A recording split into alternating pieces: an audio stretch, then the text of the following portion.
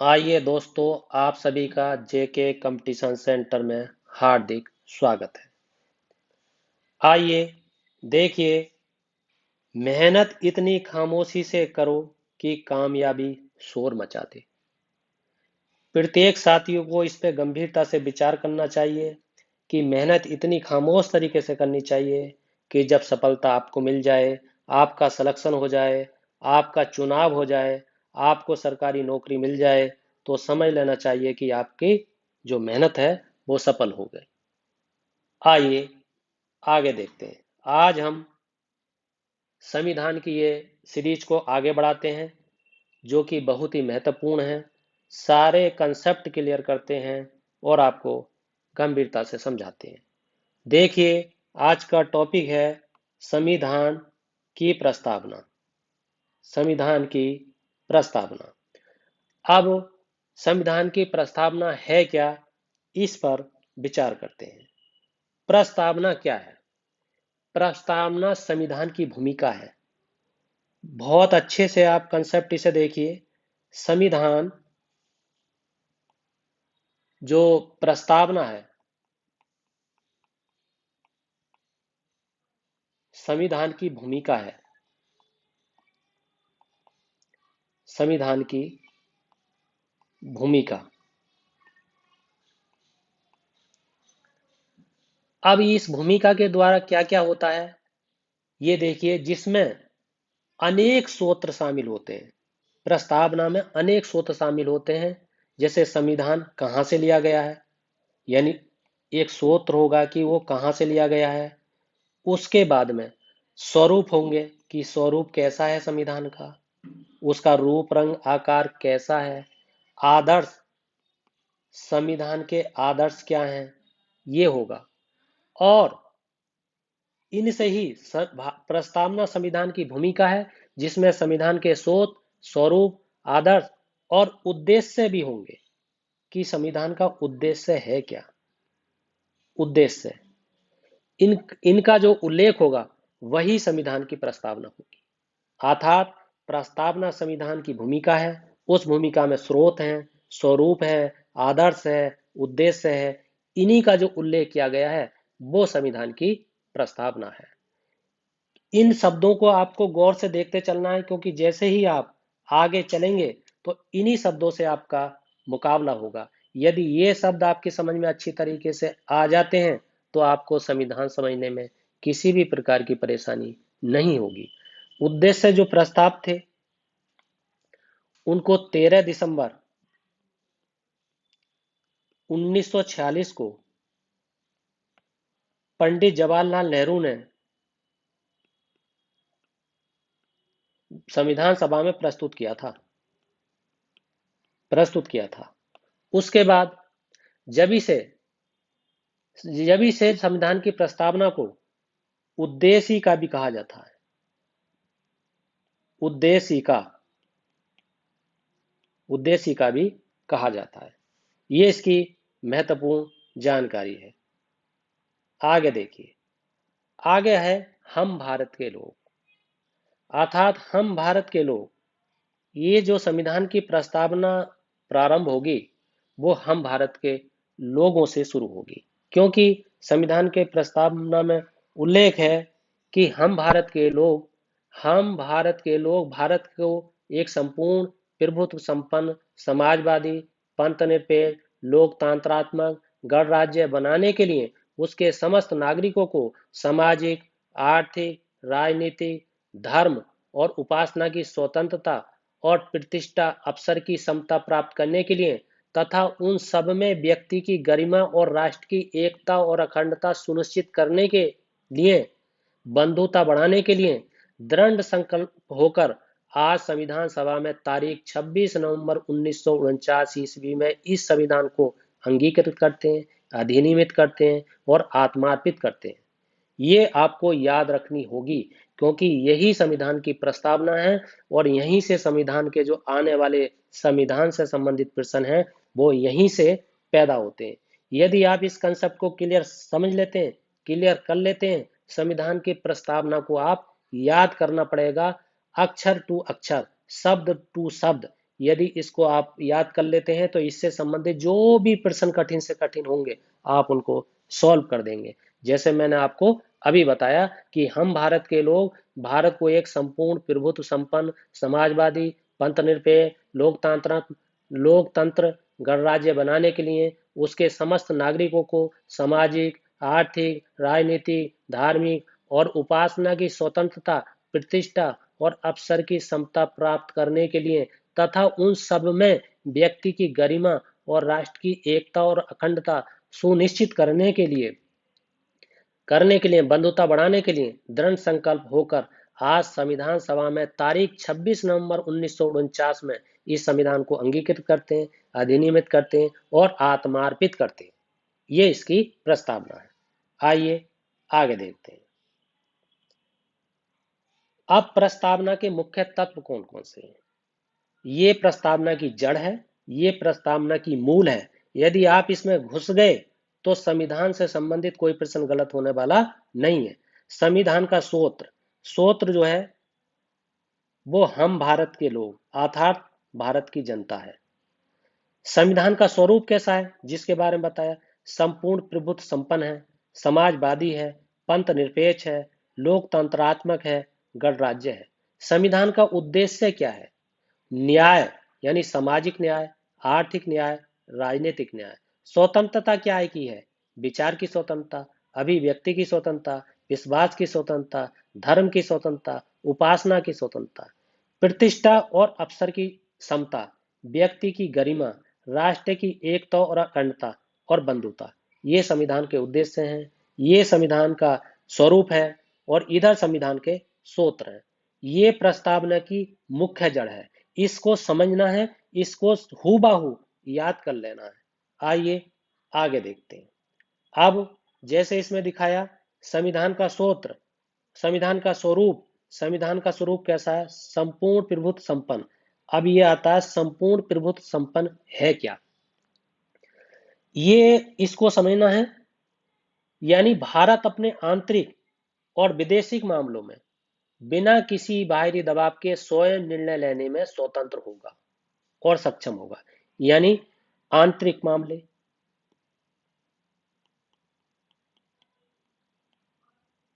आंतरिक मामले और आपका बाहरी मामले, ये दोनों मामले में मतलब स्वतंत्र होगा और सक्षम होगा। जो देश संपूर्ण प्रभुत्व संपन्न नहीं है उनके पास आंतरिक मामले हो सकते हैं परंतु बाहरी मामले में वो निर्णय नहीं ले सकते। बाहरी मामलों में निर्णय ले सकते हैं परंतु आंतरिक मामलों में निर्णय नहीं ले सकते। जो देश आंतरिक मामले और बाहरी मामले दोनों में समान रूप से निर्णय लेते हैं वही देश संपूर्ण प्रभुत्व संपन्न देश कहलाते हैं। ये आपको कंसेप्ट क्लियर करना होगा। अब सवाल आता है आंतरिक मामले। तो आंतरिक मामले कौन कौन से हो सकते हैं? आंतरिक मामले, आंतरिक मामला आपका जैसे कि राजनीतिक मामला है, राजनीतिक, ये राजनीतिक अंदर का मामला होता है। और आपका और हो सकता है जैसे आर्थिक मामला है, आर्थिक मामला। और क्या हो सकता है? जैसे सामाजिक मामला हो सकता है, सामाजिक योजना चलाने के लिए। और क्या हो सकता है? धार्मिक मामला हो सकता है। ये आंतरिक मामले हैं। अब बाहरी मामले कौन कौन से होते हैं? जैसे किसी देश से आपको मित्रता करना, मित्रता करना। और क्या हो सकता है? आपका हो सकता है जैसे शत्रुता, किसी से शत्रुता हो गई तो उससे कैसे निपटना है। और क्या हो सकता है? संधि करना। और क्या हो सकता है? समझौता करना। ये बाहरी मामले हैं, क्योंकि मित्रता होगी तो किसी देश से होगी, जैसे बांग्लादेश, नेपाल, अमेरिका। शत्रुता होगी तब भी किसी पड़ोसी देश से होगी या बाहरी देश से होगी।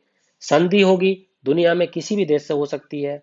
तो ये समझौता होगा किसी भी देश से किसी भी मुद्दे पर, पेट्रोल के मुद्दे पर, आपके खाद के मुद्दे पर, रासायनिक जो केमिकल्स होते हैं उनके मुद्दों पर।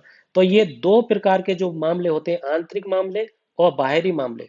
इन मामलों में यदि जिन देशों के पास ये शक्ति शामिल है, इसमें वो शक्ति अपनी रखते हैं, तो वो संपूर्ण प्रभुत्व संपन्न राष्ट्र कहलाते हैं। ये गौर से समझना है, इस कंसेप्ट को आप क्लियर करके रखना।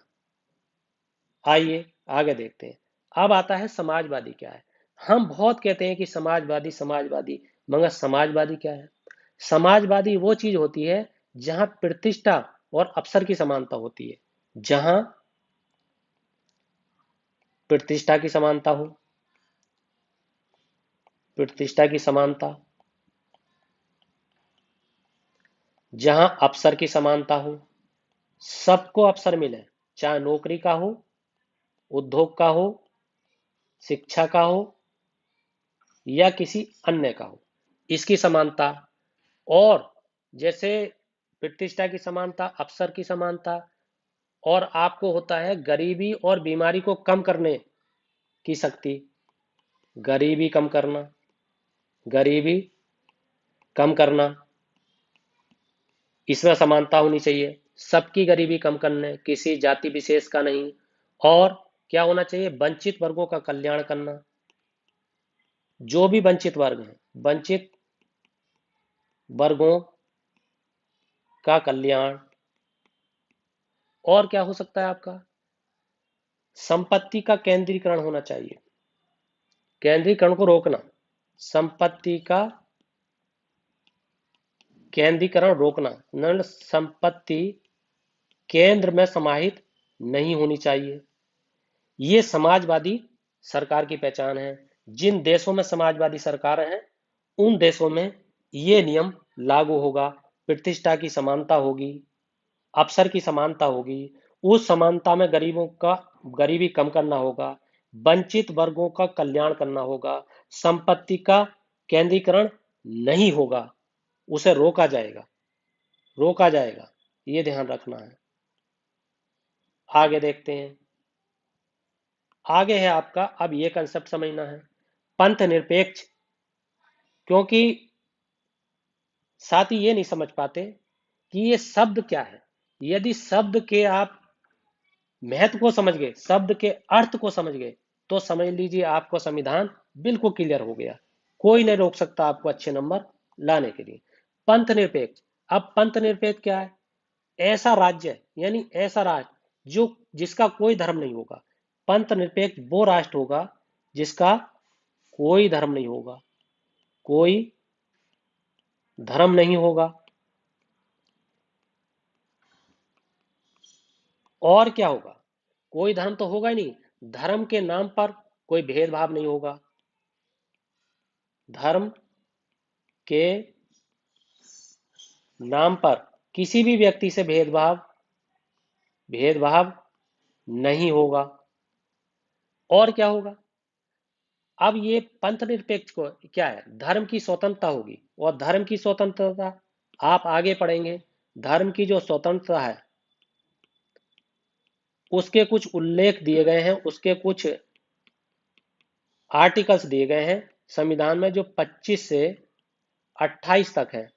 वो आपको मैं जब बताऊंगा, जब पूरी तरीके से संविधान पढ़ाया जाएगा। सिर्फ ये संविधान की प्रस्तावना पढ़ाई जा रही है, इसलिए इसके कंसेप्ट को क्लियर करा जा रहा है।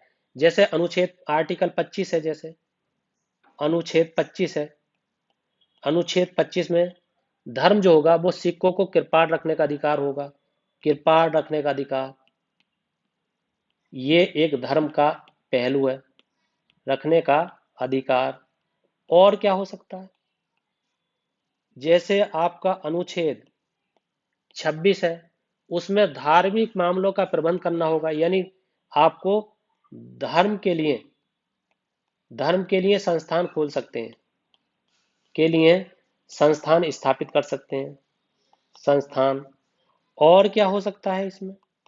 अनुच्छेद आपका 27 हो सकता है। इसमें क्या है? किसी भी व्यक्ति से धर्म के नाम पर कर नहीं ले सकते, कर के लिए बाध्य नहीं किया जा सकता, बाध्य नहीं, ये हो सकता है। ये धर्म की बात है। पंथ निरपेक्ष, पंथ निरपेक्ष का सीधा पंथ निरपेक्ष, पंथ माने ये पंथ, और निरपेक्ष जो पंथ से बिल्कुल स्वतंत्र हो, अलग हो। राज्य का कोई धर्म नहीं होगा। राज्य यहाँ पे देश को कहा गया है, राष्ट्र को कहा गया है। संविधान में राज्य आए तो आपका अनुमान होगा देश, आपका अर्थ होगा देश, आपकी सोच होगी देश या राष्ट्र। अगर राज्य आएगा तो आप उत्तर प्रदेश नहीं समझेंगे, आप बिहार नहीं समझेंगे, महाराष्ट्र नहीं समझेंगे, गुजरात नहीं समझेंगे। लड़के साथी यही कंफ्यूजन करते हैं, मित्रों का यही कंफ्यूजन होता है। और यदि आप इसके जड़ में समझ जाएंगे, इस चीज को गंभीरता से देखेंगे, तो इस तरीके का कोई भी प्रश्न आपसे गलत नहीं होगा। आइए आगे देखते हैं। अगला है लोकतंत्रात्मक। अर्थात लोकतंत्र क्या है, इसको समझना है। इसकी सीधी सीधी आप संधि विच्छेद कर लीजिए, संधि विच्छेद कर लेना। लोक प्लस तंत्र। लोक का मतलब होता है जनता, और तंत्र का मतलब होता है शासन। और शासन किसका, राज्य का। और राज्य किसका, देश का। और देश कौन, राष्ट्र। और राष्ट्र अपना भारत। ये आपको समझना है। तो इसमें क्या है, इसको आप ये समझना है, जिस देश में जो तंत्र चल रहा है, लोगों के द्वारा चलाया हुआ शासन, लोगों के द्वारा, लोगों की जनता द्वारा चलाया गया शासन ही लोकतंत्र है। ये आपको समझना है। इसका सीधा सीधा कंसेप्ट है। लोकतंत्र से संबंधित साथियों के प्रश्न गलत होते हैं, इसे समझ जाएंगे तो लोकतंत्र से संबंधित कोई प्रश्न गलत नहीं होगा। आइए आगे देखते हैं। आगे है गणराज्य। अब गणराज्य क्या है, इसमें साथी कंफ्यूज होते हैं, ये इसका सही सटीक जवाब नहीं दे पाते। तो इसका भी आप पूरी तरीके से, गणराज्य या गणतंत्र, तो इसका मान लीजिए गण प्लस राज्य, संधि विच्छेद कर लीजिए। गण क्या है, एक समूह। समूह क्या है, एक समुदाय। समुदाय क्या है, एक पूरा वर्ग, ये गण है। और राज्य क्या है, उस राज्य का, देश का, मतलब उस राष्ट्र का, उस देश का जो राज्य गण के द्वारा चलाया जाए, यानी जो राज्य जनता के समूह द्वारा चलाया जाता है, निर्धारित किया जाता है, उसी को मतलब हम गणराज्य कहते हैं। देश में राजाओं का शासन नहीं होता। जहां गणराज्य होता है उसमें राजाओं का शासन नहीं होता। वहां देश का, वहां देश के सार्वजनिक लोगों का शासन होता है, सबके शासन होता है, उसी को गणराज्य कहा जाता है। आइए अगला कंसेप्ट देखिए, बहुत आता है, न्याय, जस्टिस क्या है। सभी वर्गों के लिए, मतलब जिस जिस संविधान की प्रस्तावना में, प्रस्तावना की बात हो रही है, संविधान के एक अंग की बात हो रही है, केवल प्रस्तावना की, जिसमें क्या हो, सभी वर्गों के लिए, सभी वर्गों के लिए क्या हो, सभी वर्गों के लिए आपका सामाजिक सामाजिक न्याय हो, आर्थिक न्याय हो, आर्थिक आर्थिक न्याय हो, और आपका राजनीतिक न्याय हो।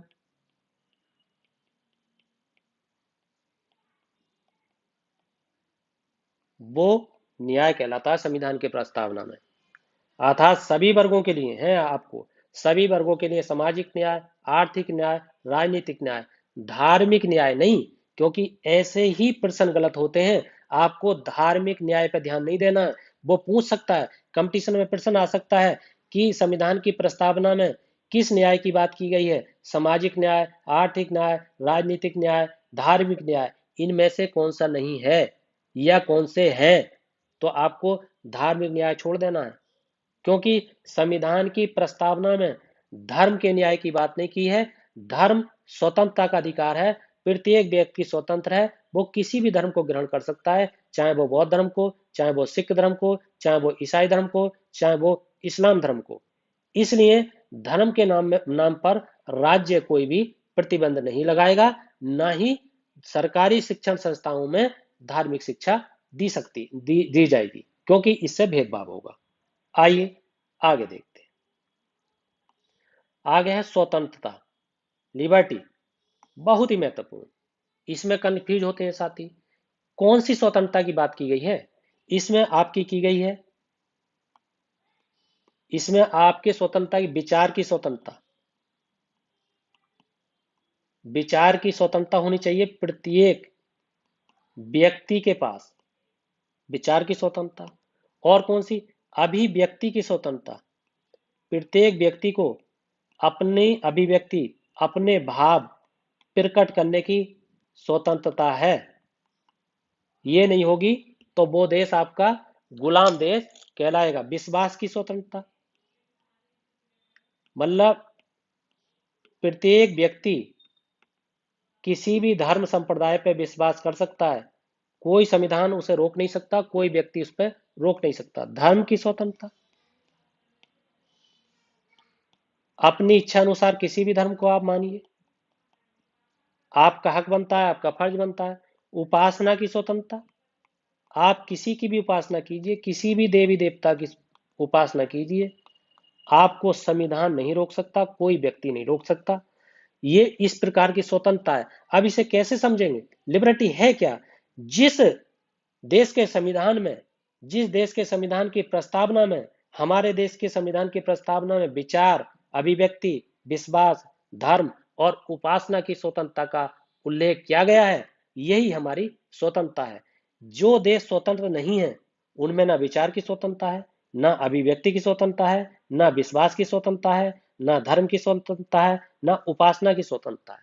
आप इसे गौर से देखिए, प्रश्न किस प्रकार से आएगा? आएगा, संविधान की प्रस्तावना में निम्नलिखित में से किस स्वतंत्रता का उल्लेख नहीं है? विचार की स्वतंत्रता, अभिव्यक्ति की स्वतंत्रता, राजनीतिक स्वतंत्रता या धार्मिक स्वतंत्रता। तो आपको छांटना है कि राजनीतिक स्वतंत्रता नहीं है, आप स्वतंत्र नहीं है, उसका नियम है। इस पर आप ध्यान रखने, इस पर जो छात्र हैं, जो साथी हैं, वो इन प्रश्नों पर बहुत करते हैं। संविधान से संबंधित ना जाने मेरे पास कितने फोन आते हैं, और ये छोटी छोटी बातें उनके याद नहीं है। यदि इस कंसेप्ट को आप क्लियर रखते हैं तो आपका संविधान से स्वतंत्रता हो, कुछ भी हो, कोई प्रश्न गलत नहीं होगा। आइए अगला देखते हैं, समता, इक्वलिटी। ये क्या है? इसको आपको समझना है। सभी व्यक्ति के लिए जो प्रतिष्ठा है और अवसर की समानता होगी। मतलब पीछे भी इसका जिक्र आया है, उसमें और इसमें थोड़ा डिफरेंस है। प्रतिष्ठा की समता होगी और अवसर की भी समता होगी। हर व्यक्ति को नौकरी के लिए अवसर दिया जाएगा। उसकी उम्र ये है, उसकी उम्र में छूट ये है, उसका उल्लेख है, समान अवसर दिया जाएगा, समान प्रतिष्ठा मिलेगी। और सभी वर्गों के अवसर उपलब्ध नहीं होंगे, बिना भेदभाव के सभी वर्गों को समान अवसर उपलब्ध होंगे। अर्थात समान जो अवसर हैं वो सभी वर्गों के लिए होंगे, सभी वर्गों के लिए। इसे आपको ध्यान रखना है, ये समता होती है। आइए अगला देखते हैं, बंधुत्व क्या है? बंधुत्व, इसको देखना, ये बहुत ही महत्वपूर्ण है। बंधुत्व, बंधुत्व के माने होता है भाईचारा। भाई, जिसके अंदर भाईचारे की भावना हो वो बंधुत्व होगा। भाईचारे की भावना मतलब आप इसको समझ लीजिए, लिख भी लीजिए, भाईचारे की भावना हो। और बंधुत्व में क्या क्या आता है जो प्रस्तावना में उल्लेखित है? एकल नागरिकता हो, एकल नागरिकता, नागरिकता के बारे में आगे बताएंगे। नागरिकता दोहरी नागरिकता भी होती है, एकल नागरिकता भी होती है। जैसे कि हम भारत के रहने वाले हैं तो हमारी एकल नागरिकता है, क्योंकि हम कहीं अमेरिका में भी जाएंगे तो हमारी नागरिकता भारतीय होगी। कुछ देशों की नागरिकता दोहरी नागरिकता है, बाहर जाने पर उन्हें अपने राज्य का, अपने स्टेट की नागरिकता भी मिली होती है और अपने देश की भी नागरिकता मिली होती है। हमारे देश के संविधान में डॉक्टर भीमराव अंबेडकर ने ये बहुत ही अच्छी तरीके से सोचा, गंभीरता से सोचा कि यदि मैं दो नागरिकता रखूंगा यहाँ पर तो मतभेद होगा और भाईचारे की भावना भाईचारे की जो भावना है वो धूमिल हो जाएगी, नष्ट हो जाएगी, कमजोर हो जाएगी, उसकी प्रतिष्ठा टूट जाएगी। इसलिए उन्होंने एकल नागरिकता का भाव संविधान की प्रस्तावना में रखा, अर्थात संविधान में रखा। और एकल नागरिकता हमारे संविधान में अनुच्छेद 5 से 11 तक उल्लेख है, ये भी हाथों हाथ आप ध्यान कर लीजिए। और मौलिक कर्तव्य होंगे सबके, मौलिक कर्तव्य होंगे। मौलिक कर्तव्य क्या है? मौलिक कर्तव्य 11 हैं। और जो 11वां मौलिक कर्तव्य है बहुत बार कंपटीशन में आया है, जो 6 से 14 वर्ष के बच्चे हैं, बच्चों को निःशुल्क प्राथमिक शिक्षा उपलब्ध कराना। और क्या हो सकता है? जैसे अब आपका मौलिक कर्तव्य है, इसमें क्या है, इसमें भाषा एवं वर्ग का जो भेदभाव है उसे खत्म करने की भावना, भाईचारे की भावना दी गई है मौलिक कर्तव्य में। भाईचारे की भावना को प्रोत्साहित करना।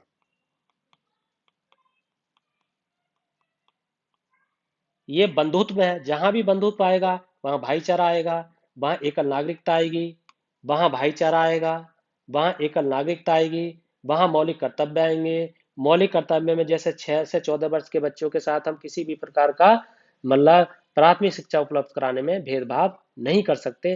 प्रत्येक व्यक्ति प्राथमिक शिक्षा उपलब्ध कराने का उसके अभिभावक का, माता पिता का दायित्व है। आइए अगला देखते हैं, व्यक्ति की गरिमा। अब व्यक्ति की गरिमा क्या है? ये बहुत ही कंफ्यूजिंग है और साथ ही इसमें कंफ्यूज हो जाते हैं। पूछता है वो, तो आपका क्या, जहां व्यक्ति की गरिमा होगी वहां क्या होगा?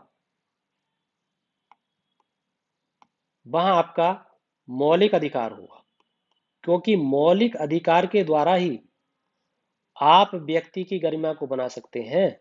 यदि मौलिक अधिकार आपके पास नहीं है तो व्यक्ति की गरिमा नहीं रह सकती, क्योंकि जहां मौलिक अधिकारों का हनन होता है, जैसे शिक्षा का अधिकार, समानता का अधिकार, स्वतंत्रता का अधिकार, धार्मिक स्वतंत्रता का अधिकार, न्याय का अधिकार, राजनीतिक अधिकार, इन अधिकारों का जहां हनन होता है, इन अधिकारों का जहां कमजोर पड़ते हैं, इन अधिकारों की बेईमानी जहां होती है, वहां व्यक्ति की गरिमा नष्ट होती है। और व्यक्ति की गरिमा को ऊपर उठाने के लिए व्यक्ति सर्वोच्च न्यायालय या उच्च न्यायालय में शरण ले सकता है।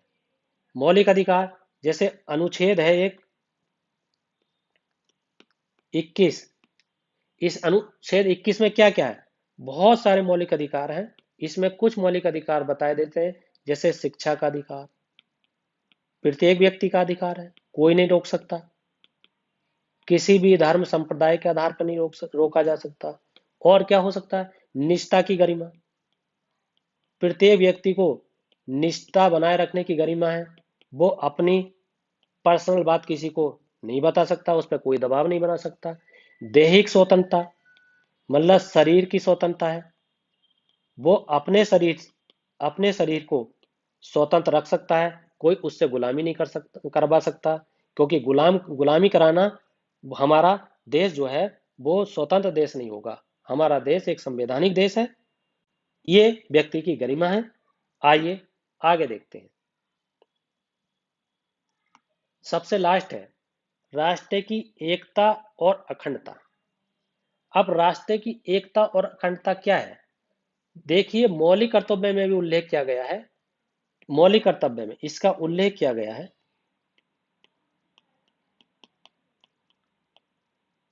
कि प्रत्येक व्यक्ति को जो उसकी नागरिक एकता है, नागरिक एकता और नागरिक अखंडता, राष्ट्र की अखंडता, इसको अक्षुण्ण बनाया जाएगा। मौलिक कर्तव्य में हमें यह भी बताया गया है कि हमारे जो मौलिक कर्तव्य, सार्वजनिक स्थानों का संरक्षण किया जाएगा, प्राणी उद्यानों का संरक्षण किया जाएगा, और जो हमारे और भी ऐसी चीजें हैं जैसे कि प्राथमिक शिक्षा का हमें स्वतंत्र हम उल्लेख कर सकते हैं, उनको अपना सकते हैं। इस तरीके से साथियों, आज हमने इस पार्ट में शुरू से लेकर आखिर तक हमने प्रस्तावना क्या है इस पे उल्लेख किया। मैंने आपको बताया, एक बार फिर रिपीट करा देता हूं ताकि आपका कंसेप्ट क्लियर हो जाए। आपका कंसेप्ट क्लियर होगा, एग्जाम कोई सा भी हो, आप निश्चित रूप से सफल होंगे। मैंने बताया प्रस्तावना क्या है।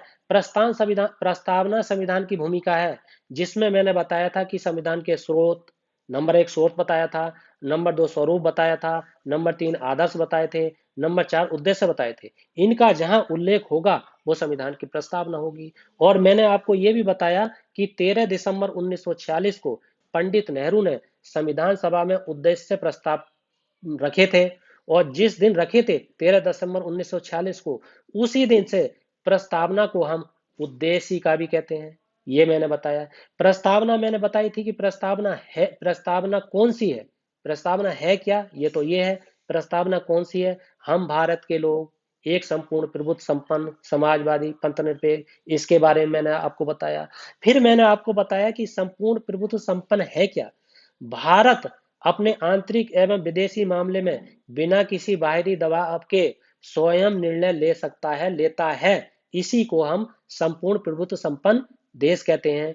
इसके अंदर, इसके अंतर्गत दो मामले आते हैं, एक आंतरिक मामला और एक बाहरी मामला। मैंने आपको बताया था आंतरिक मामला जिसमें राजनीतिक, आर्थिक, सामाजिक और धार्मिक मामले हैं, इसमें स्वयं निर्णय ले सकते हैं। बाहरी मामले जिसमें मित्रता है, शत्रुता है, संधि है, समझौते हैं, ये बाहरी मामले होते हैं।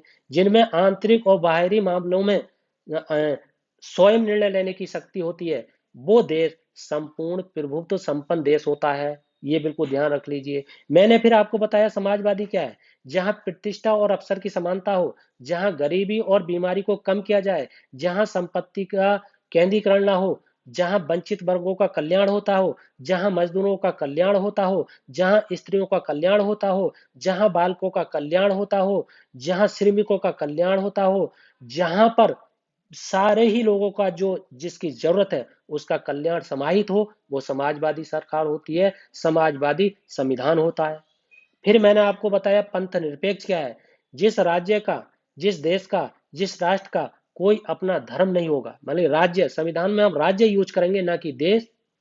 जिस राज्य का अपना कोई धर्म नहीं होगा, वह धर्म के नाम पर किसी भी व्यक्ति के साथ भेदभाव नहीं करेगा, वो पंथ निरपेक्ष होगा। जैसे मैंने आपको बताया धर्म की स्वतंत्रता, धर्म की स्वतंत्रता मैंने आपको बताया था कि 25 से 28 आर्टिकल जो है वो आपके धर्म की स्वतंत्रता पर निर्भर है। जिसमें मैंने आपको बताया अनुच्छेद 25 में सिख को करपाड़ रखने का अधिकार है, अनुच्छेद 26 में धार्मिक मामलों का प्रबंध करने का अधिकार है, अनुच्छेद 27 में धार्मिक जो आधार पर किसी व्यक्ति से कर लेने के लिए वंचित नहीं किया जा सकता, बाध्य नहीं किया जा सकता, जबरदस्ती नहीं की जा सकती। और सरकारी संस्थानों में, सरकारी जो संस्थान होते हैं शिक्षण संस्थान, उनमें धार्मिक शिक्षा नहीं दी जा सकती। ये पंथ निरपेक्ष राज्य की पहचान है। मैंने आपको बताया लोकतंत्र क्या है। मैंने आपको संधि विच्छेद करके बताई लोक प्लस तंत्र। लोक के माने जनता और तंत्र के माने शासन। जिस जिस देश में, जिस राष्ट्र में जनता के द्वारा शासन चलाया जाता है वो लोकतंत्र सरकार होती है। और लोकतंत्र जो होता है दो प्रकार का होता है, एक प्रत्यक्ष लोकतंत्र होता है, एक अप्रत्यक्ष लोकतंत्र होता है। मैंने फिर बताया आपको गण राज्य, तो गण माने पूरी जनता, प्लस प्रणाली या शासन, या अर्थात देश में राजाओं का शासन नहीं होता, वहां देश का सार्वजनिक, जो जितने भी सार्वजनिक लोग होते हैं उनका शासन होता है, वो गणतंत्र। जिस राज्य में शासन गण के द्वारा चला जाए, पूरी जनता के द्वारा चलाया जाए, पूरे समुदाय के द्वारा चलाया जाए, उस समुदाय के जिसमें वो पूरे देश की जनता समाहित है, वो गणराज्य होता है। न्याय बताया मैंने आगे कि न्याय क्या है। सभी वर्गों के लिए सामाजिक, आर्थिक, राजनीतिक न्याय उपलब्ध कराना ही हमारे संविधान का महत्व है, वो न्याय है। मैंने स्वतंत्रता बताया, स्वतंत्रता क्या है? विचार की स्वतंत्रता, अभिव्यक्ति की स्वतंत्रता, विश्वास की स्वतंत्रता, धर्म की स्वतंत्रता, उपासना की स्वतंत्रता।